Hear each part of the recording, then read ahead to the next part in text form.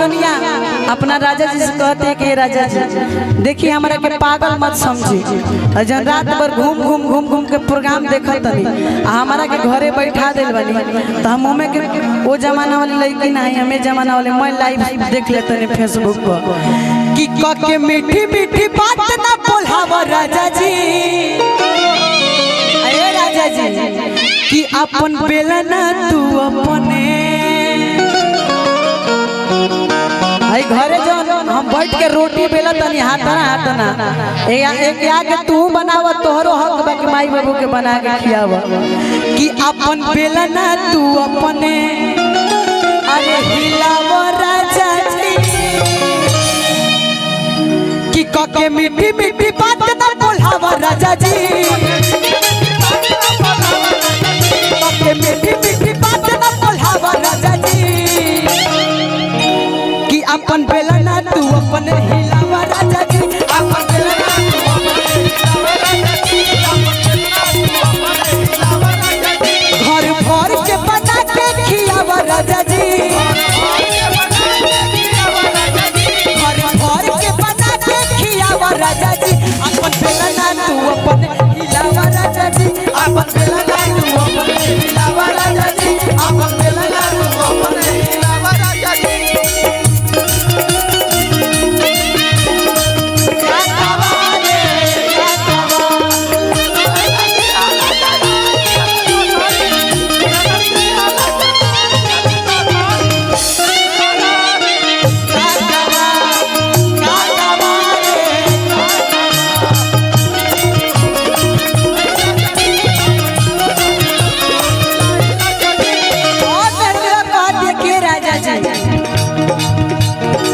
सुखबर बानी हो कचनार बानी हो, सुखबर बानी हो कचनार बानी हो, गोगो कोई नहीं से लाचार बानी हो,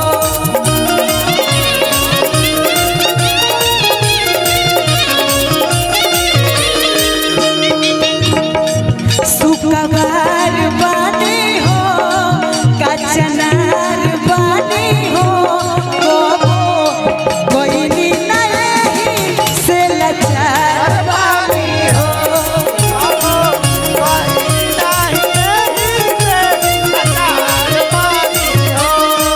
सुखल कली के जड़े मुरझावा राजा जी, सुखल कली के जड़े मुरझावा राजा जी, अपन बेलना तू अपने हिलावा राजा जी, अपन बेलना तू अपने हिलावा राजा जी, अपन बेलना तू अपने हिलावा राजा जी, अपन बेलना तू अपने हिलावा राजा जी, अपन बेलना तू अपने। आई यही में मैं रुआ कहतिया कि ओ भीले नाही छूटल बा हमारा अरे हई देह से हरा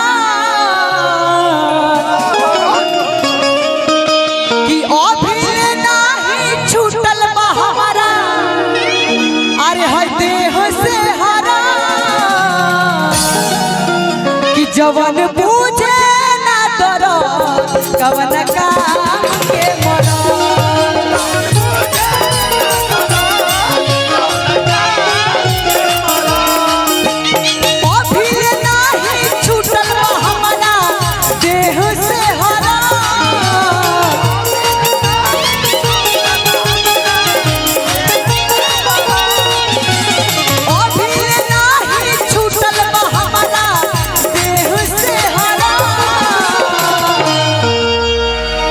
जवन बूझे ना करो कवन काम के मरो,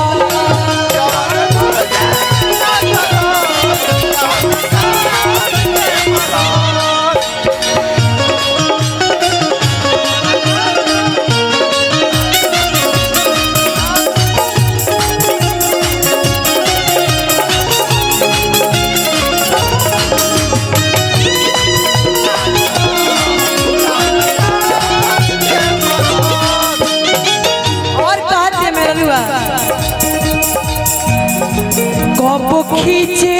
नहीं धोके अचारावा हो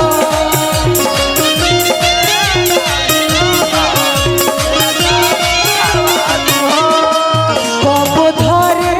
नहीं हमके बजारावा हो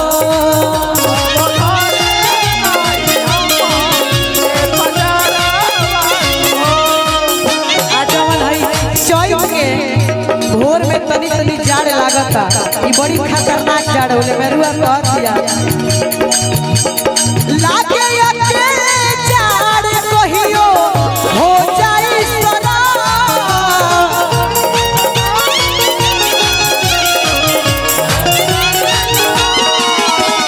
लागे अकेले जाड़ कहियो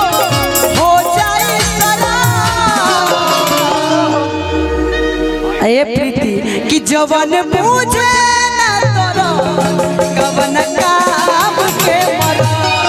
जवन मुझे ना तोरो कवन काम के मरो जवन मुझे ना तोरो कवन काम के मरो। Thank you.